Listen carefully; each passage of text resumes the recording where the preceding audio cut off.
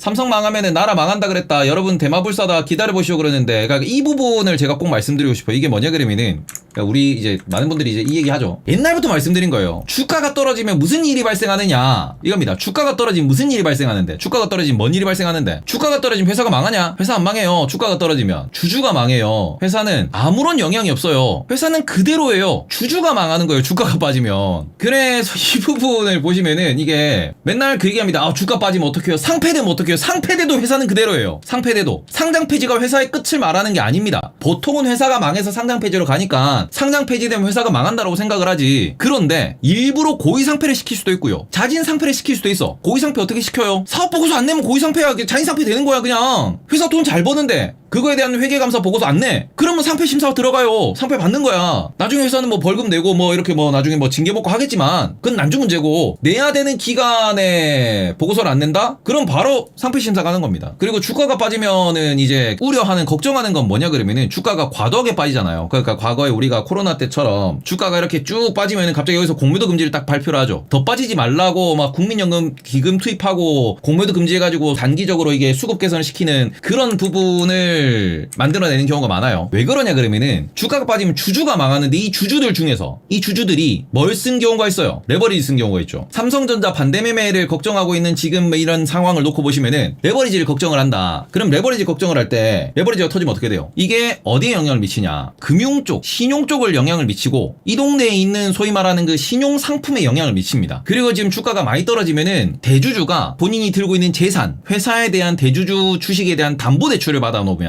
그 담보물이 떨어지기 때문에, 그러면은 은행 금융사에서 뭐 합니까? 돈 갚으세요, 현금을 더 넣으세요라고 얘기를 합니다. 지금 삼성전자도 그 얘기가 나오는 거예요. 재용이 형이나 아니면은 일가 분들이 상속세 낸다고 담보 대출 받은 게 있는데, 이렇게 되면은 그 담보가 줄어드니까, 담보가 줄어든 거에 대해서 현금을 더 채워 넣으셔야 반대 매매가 안 나간다라고 이야기를 하는데, 이게 문제는 레버리지가 과도하게 나와서 만약에 반대 매매로 연결된다라고 합시다. 반대 매매는 은행이 본인들이 원금 회수를 위해서 하는 거예요. 반대 매매는 내가 담보를 잡아놨는데, 아 내가 차 담보 맡겨놓고 그 돈 빌렸어. 근데 내가 돈 안 갚으면 그 차 팔아야지. 근데 그 차가 한 대면 상관이 없어. 근데 갑자기 차가 막 100대가 나와. 그러면 어떻게 되냐? 그러면은 반대 매매를 하는 과정에서 주가가 또 떨어져요. 이게 악순환의 사이클이 되는 겁니다. 주가가 또 떨어져요. 그리고 여기에서 우리가 또 걱정하는 건 뭐냐 그러면은, 그래서 이렇게 회사가 주가가 많이 떨어지고 이러면은 회사 자체가, 회사의 레버리지가 있잖아요. 예를 들어서 뭐 전환사채라든지 아니면은 뭐 교환사채라든지 여러 가지 그런 그 뭐 채권을 발행을 한 경우도 있고, 이 회사가 뭐 은행에다가 돈을 빌린 경우도 있고, 뭐 여러 가지 이런 게 있어요. 그리고 또 회사를 더 확장하기 위해서 그런 사업 확장 과정에서의 그 뭐 대출이라든지. 국민연금들은 삼전 언제 팔아요?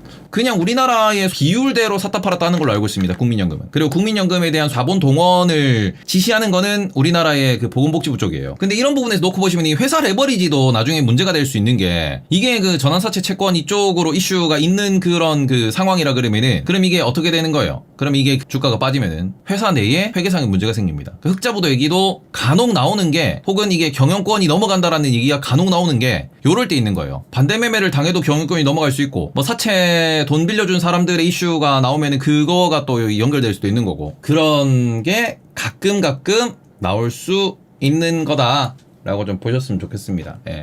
근데 지금 주가가 이렇게 떨어지는데 제일 문제는 기업들이 따로 뭐 이렇게 이슈 행동을 하는 게 없다라는 게 첫 번째 문제고, 그러니까 주가를 정부가 끌어올려야 되는 게 아닙니다. 다시 말씀드려요. 주가가 정부가 끌어올리는 게 아니야. 주가는 정부는 정책을 피고 주가에 대해서, 주가가 떨어진다라는 부분에서 정치권이 주가를 끌어올린다라는 거는 그거는 최후의 수단이에요. 정치권은 제도를 만들고 큰 방향을 설정을 하는 게 어찌 보면은 그 미래를 설계하는 게 정치지, 그게 약간 엄마 아빠 찾는 느낌이거든요. 내가 지금 당장 뭐 문제가 있는데 엄마 아빠를 찾는다, 그거는 좀 논노예요. 논노. 그거는 아니야. 그리고 그런 부분에서 주가는 기업이 먼저 끌어올리는 겁니다. 근데 기업이 끌어올릴 의지를 안 보이고 기업이 끌어올린다라는 부분에서 이게 우리 문화가 없으니까 그걸 무엇을 지금 기대하는 거예요? 이게 정치적으로 혹은 제도적으로 이거를 강제했으면 좋겠다라고 지금 생각을 하는 게 현 상황이에요. 그게 상법 개정에 대해서 이제 이야기가 계속 나오는 게 이거고, 도의적으로는 안 하니까 그 제도 개선의 이야기가 나오는 게 상법 개정이라고. 참 이게 아이러니합니다. 지금 삼성전자 그쵸 함부로 물타는 건 아닌 것 같아요. 이거 반등해도 지금 그쵸 7만원 아니야 6만원도 지금 이렇게 되면 간당간당한 거 아닌가라고 고민이 될 만큼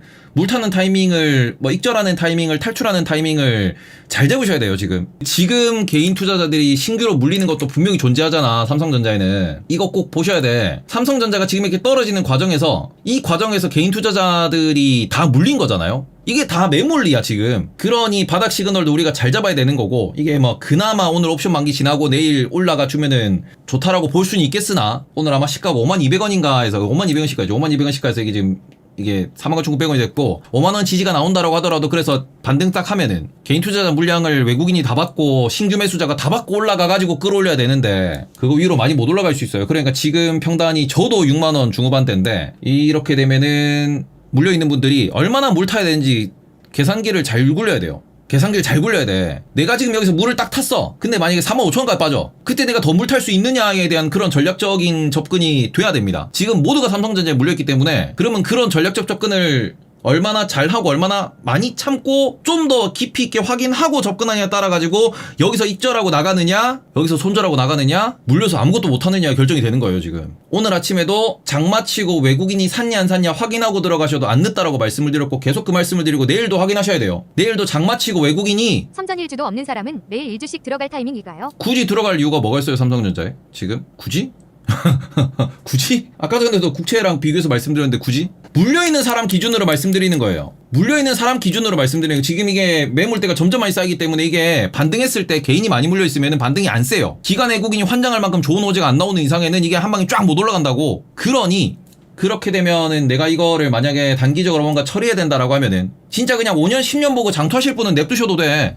아니면 지금 여기서 부담해서 하셔도 돼. 근데 내가 지금 물려있는 돈이 내가 뭐 전세 자금으로 빼야 될 수도 있는 거고 아니면은 뭐 학비로 써야 될 수도 있는 거고 아니면 이 돈을 내가 빼고 싶은 사람도 있을 수 있잖아. 빼려면은 플러스 내서 빼려면은 마지막까지 확인을 하시고 들어가셔야 익절할 수 있어요. 이거 그래야 익절할 수 있습니다. 그래서 그 부분을 조금 고민을 하셔야 된다. 기업이 나서든가 아니면 진짜 좋은 계약이 나오든가 그런 수급적인 변화가 지금은 필요한 시점이다. 이거 진짜 지금 코로나 때만큼 위기예요. 코로나 때만큼 위기입니다. 지금 이거 쉽게 생각하면 안 돼. 코로나 때 우리가 왜 공매도 금지 때렸는데 삼성전자만 빠졌냐 다른 애 다 빠졌는데 지금 이 봐봐 49,000원 라인 거 보면 이거 봐봐요. 코로나 때만큼 위기라고. 지금 앞서 말씀드린 금융 시스템의 레버리지 전반을 건들 수 있는 이슈예요. 이거 지금 삼성전자가 망하면 나라가 망한다? 라기보다는 삼성전자로 인해서 우리나라 신용 시스템을 건들면은 나라가 망한다로 가야지. 정확한 워딩은 그거에 걱정이 되는 겁니다. 또 빠졌어. 아씨.